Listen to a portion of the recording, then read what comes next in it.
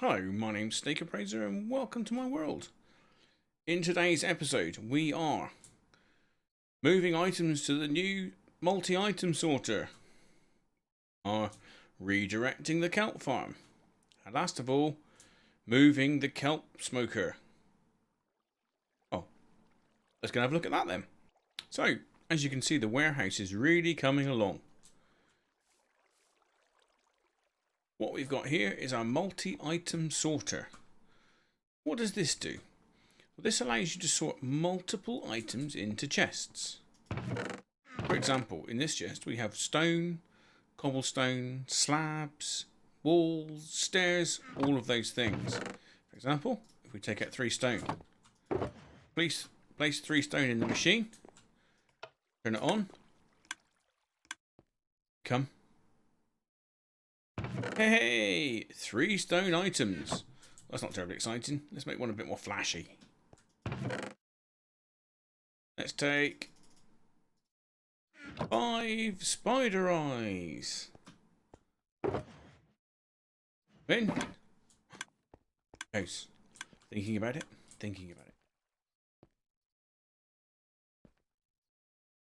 Busy checking a chest up there for items. That's the filter. If it can't find a match, it sends it through the system. So it finds.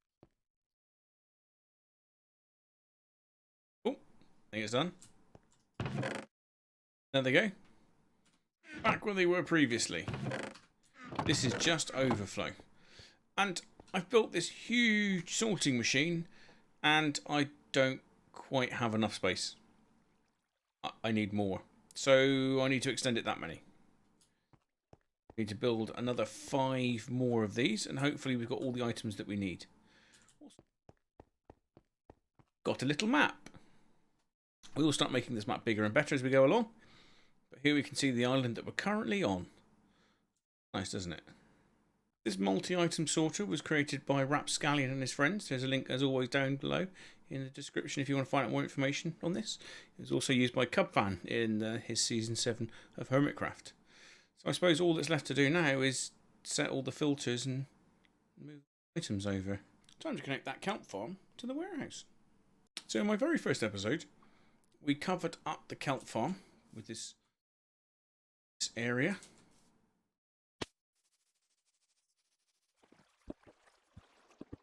Right place. So this is the Kelp Farm. As you can see, we've got kelp growing up. Very nicely. We also get our obligatory drowned that always appear. Got a water stream. So what happens is we've got flying machines that go to and fro. When the flying machine comes across, it breaks off the kelp, which floats to the top, shoots over the side, heads on down the water in the centre. See where that goes. This is quite a large kelp farm. I built it at one length and then extended it, which is why there's a bit of broken water here. I couldn't get it to easily repair the water without having to do lots and lots of changes, so we just left it with that.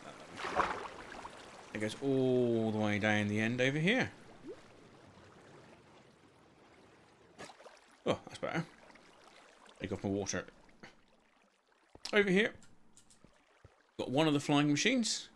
As one of the flying machine comes back, so it triggers the other one to go back down the other end. Go have a look down there. Okay, so down here we have the other flying machine. You notice that we've got pistons, redstone, and wiring, and also we've got one on this side. So what happens when the line is powered? The piston extends and the observer sends a quick tick to the piston, which then sets off the flying machine to head down to the other end. We've got 2 here, so if this one goes down to the end, it sends the other one back, and then if this one gets powered, it sends off to the end and then comes back. I don't leave this continuously running for the simple reason that these stop working when someone logs out. You end up with these flying mid-air and breaking all the time. If we go up our ladder, this is where our water comes. We've got a water here, And we've got a redstone line in the opposite direction. Wonder where this goes. Let's follow the path along. See where we end up. Here we go. We appear at the end. Got to have a bubble elevator that would take the kelp shooting up through there. Where does that bring us out? Back up here in the warehouse. And here's our kelp smelter. These are smokers which smelt faster, and they're powered by dried kelp blocks.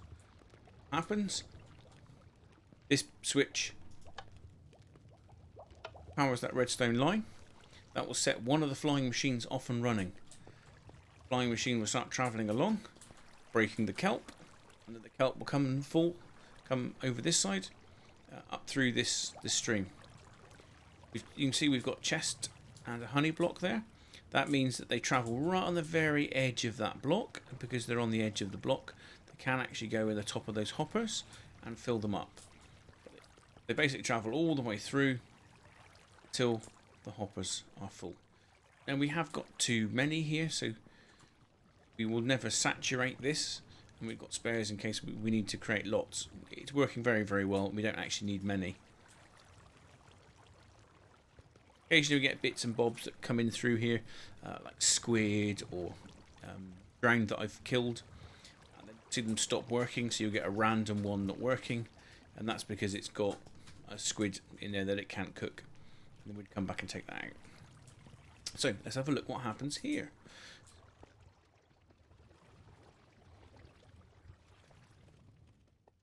Smokers, because they work faster and more efficiently than furnaces. Also got down here. So all of these smokers feed this hopper line, which then goes into this chest. And on the other side, we've got a hopper line that goes along and feeds into the same chest. So we've got a double speed travelling into here, up to double speed, which we then split out into two separate chests, and then back into two chests, and then back out to two chests. Down here we've got quite a lot of kelp backing up. The reason I've done it this way is actually we've got a total of 7 chests here that can fill up before the total system is backed up, which we shouldn't have to worry about. Fill ourselves up. Dried kelp cannot be cooked, although it can be eaten. Turn that into a kelp block. Put those back. These kelp blocks are fantastic for burning. Right at the top up here, we've got a large chest. This chest feeds through the top hopper lines, as you can see. Straight down the side. Takes them along to the end. If at any point the hopper below it has space, so this one doesn't,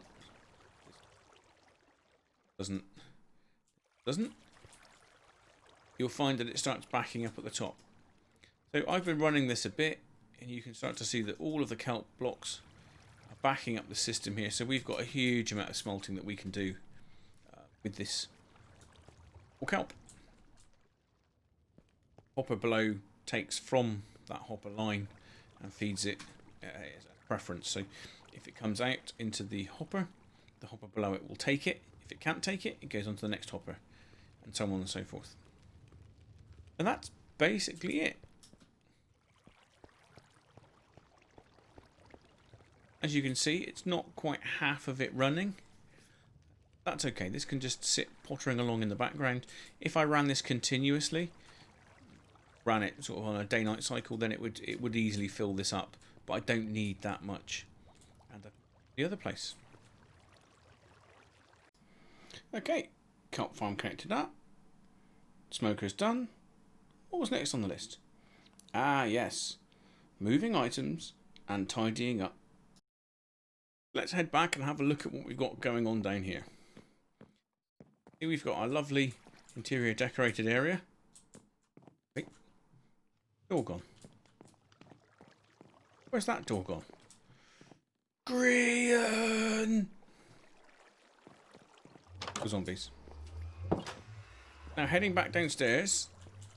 This is previously where the kelp used to come out. In fact, I've left the water line in just in case it's ever needed. It's much easier than taking it out. All of the smokers have been removed from over here. Chests have gone, all the hoppers have gone. We're just left with an empty room. I might fill this back up, but for a minute it's not a problem. Also, what have we done? Well, we've emptied all of the chests. These are all pretty much empty. There is a clean-up job that needs to be done here to remove this out. But why are there still some things left? Well, you might remember we do have a mob farm running underneath, which is quietly producing mob drops. Actually, you know, a few mob drops. Enough to keep ticking along. Provides us with... ooh, that's quite a lot.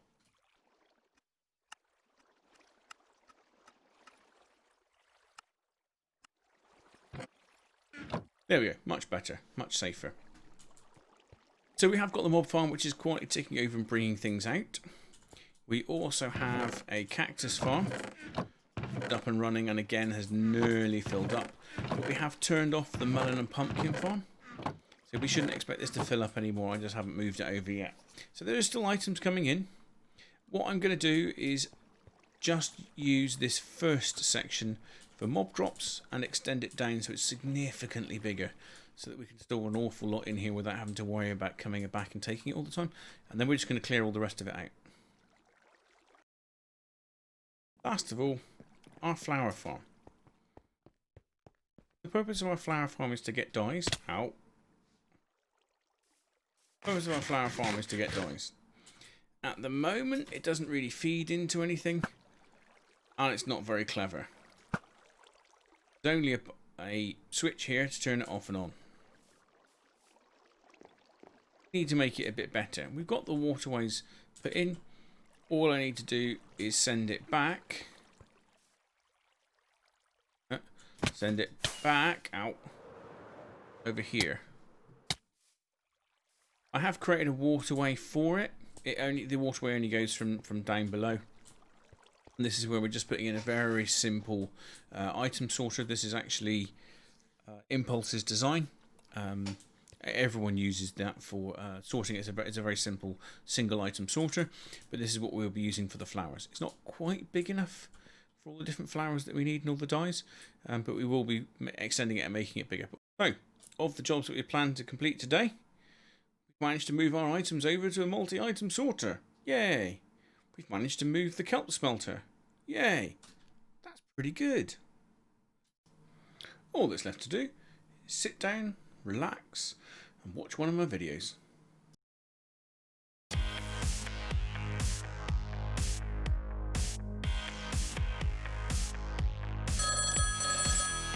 I wonder who that could be. Yellow? What do you mean Betty's been captured? We've got 3 days to save her.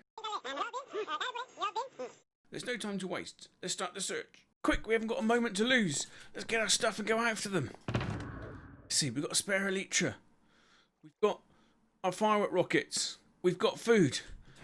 Let's go!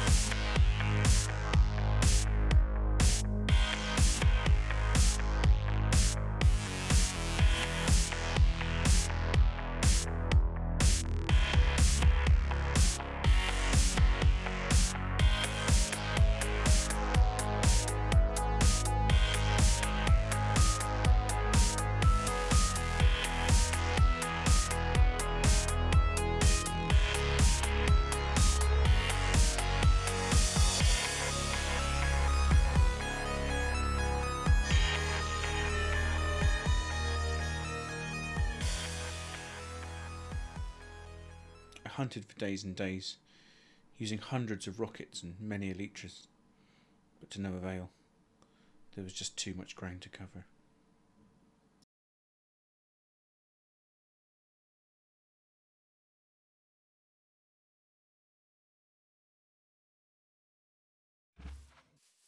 Daisy, we did everything you can to find him.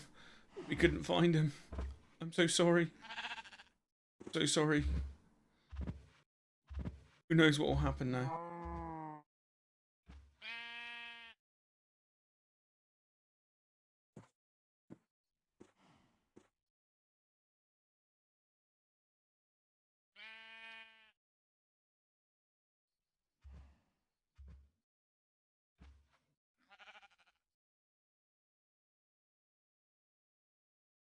Right, thank you for watching. Cheers and gone.